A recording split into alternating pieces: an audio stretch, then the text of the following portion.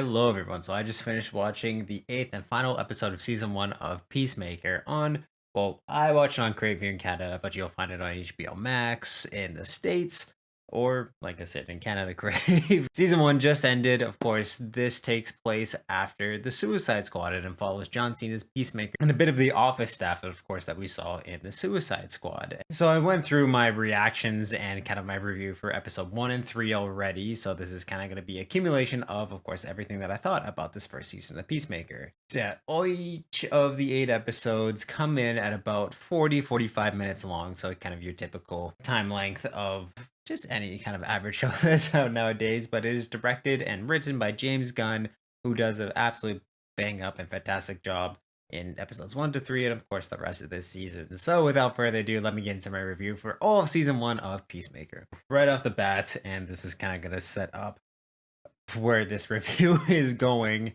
I truly think that next to Daredevil, this is the best comic book adapted TV show ever. I really think that maybe with a season or two more, and season two has been confirmed, that this really could overtake it for the best comic book show of all time. Just the way that James Gunn understands his characters and he's able to grow them, put them in situations that change them, challenge them, things like that, to just truly dissect every single one of them is completely on show here throughout the entirety of the show, especially with, of course, Peacemaker himself. And we see a lot of that with Vigilante and Hardcore, a lot of the staff, even to the main threats being the butterflies in this season. And yeah, like I say, just everything accumulated into this whole show is just something truly special and fantastic and amazing in every single aspect of the show. I loved all of the action sequences and even to just kind of some of the foreshadowing they would do towards them. But there was just so many stakes, especially when it came to fighting and combating the butterflies, Peacemaker's father in the form of the White Dragon and his gang. Every single fight scene just had so much weight in terms of two, just they were deadly and scary fights that they had to go up against. But a lot of the fights, and kind of when you look at each and every single one of them, they were so personal to at least one of the characters at the time. And that would make, I found like with Vigilante too, there was a lot of himself and his care. He's kind of like the best worst person in the world. Someone you definitely want to be your friend. Just a lot of emotion would come out of him, especially Hardcore and all of the team at a bio, like just really all of them just blended so well, and you truly believed that this team was becoming a family. And when they became that, that they were, there's the fights, the love, the respect, the care, everything there that's really just defined them as a team and just made them so much fun to watch and root for, cheer for, and just kind of feel like you're growing with them as the show went on. There's of course a lot of themes that this show covers. You see a lot of just basically racism and segregation, a lot of things in this story that Peacemaker has with his father, but you see a lot of that come out in the butterfly storyline as well, especially in the finale episode. You get to really learn truly what they're there for and what they're about. And I just found, again, like even humanizing and making the villains. Of course, if you understand and agree with what Peacemaker's father is doing, fuck you. But it's with the butterflies. Like they do make them believe that they're the good guys in their story. And there's just so much of that that comes into the play of the characters. It really shapes Peacemaker and everyone in just the best ways possible, the most entertaining ways possible, and the most touching and gripping ways possible too. It's just an absolute blast and an amazing, amazing show.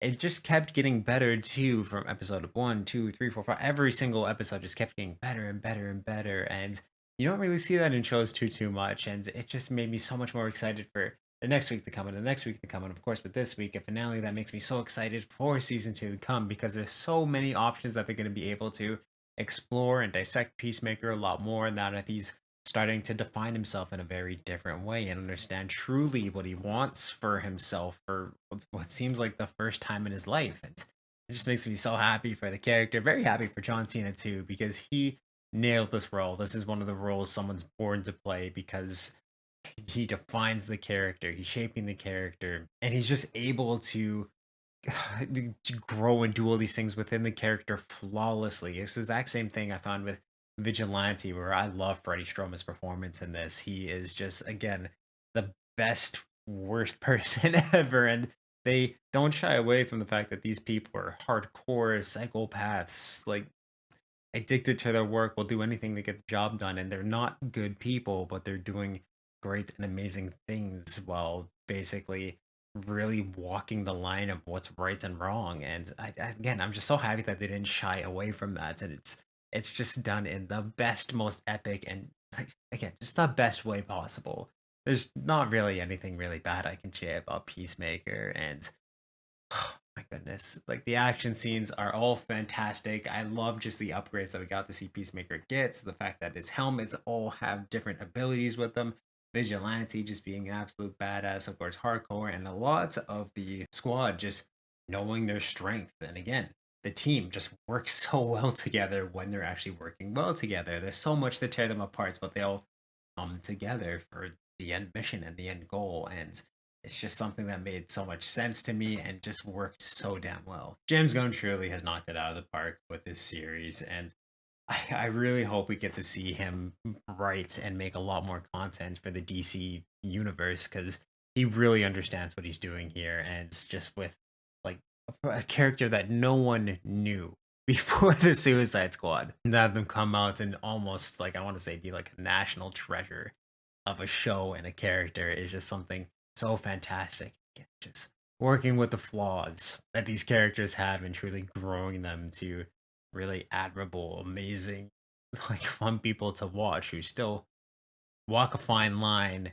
and have a lot of gray area in them, but just make that so entertaining and so rewarding to watch. It's just truly fantastic. And I can't, I'm not going to really skip over anything. I couldn't really find anything I didn't like about this show in its entirety. It is very vulgar, but it just works so well for the characters, the themes, and everything. And that is why I'm going to have to give season one of Peacemaker my highest, most badass possible rating, which is a 10 out of 10. If my scale could go higher, I don't want to be corny and say like 12 out of 10 or 15 out of 10, but it really feels like it should be because it's just that great of a show. And it's something that I'm going to recommend to absolutely everyone, comic book fan or not, DC, Marvel fan, whatever. You have to watch The Suicide Squad and Peacemaker. I do highly recommend, of course, watching Suicide Squad before you get into this. There is a lot of history that I think you should know, and even to just seeing how Christopher Peacemaker grows in this and looking back at who he was in the Suicide Squad just makes that movie all the more special to me. And I can't wait to see what they have in store for us for season two, which characters they're going to bring in, even too with there is a cameo in near the end of the finale episode of this series that is pretty awesome, and it's crazy how they're able to pull it off, and I'm very very happy that they're able to. But just makes the DC universe seem a lot bigger and just a lot more importance than it truly ever has been. And yeah, I highly recommend you go watch Peacemaker. It's amazing. And if you have watched it already, please let me know what you thought about it in the comments down below. And if you like this review, give it a thumbs up. You can check out all the other reviews and everything I do on this channel through my playlist down below. And for convenience sake, I'll link some up top here. Subscribe to the little ring on if you want to know when I upload new videos. If you want to check out everything I do live stream and Twitch wise, there is a link to my Twitch in the description of this video and of course my channel. I'm going to be playing Horizon Zero Dawn starting tomorrow. Or sorry, not Zero Dawn, Forbidden West. I'm getting ahead of myself here. But super excited to play that game and bring it to you. And in both of those places too, there's a link to the Media Mountain, which is my Discord where we talk about movies, video games, comic books, TV, pretty much everything that's awesome in this world. So you can definitely join that amazing community, help make it even more amazing than it is already. And yeah, go check out Peacemaker. You're not going to regret it. It's an awesome, guys.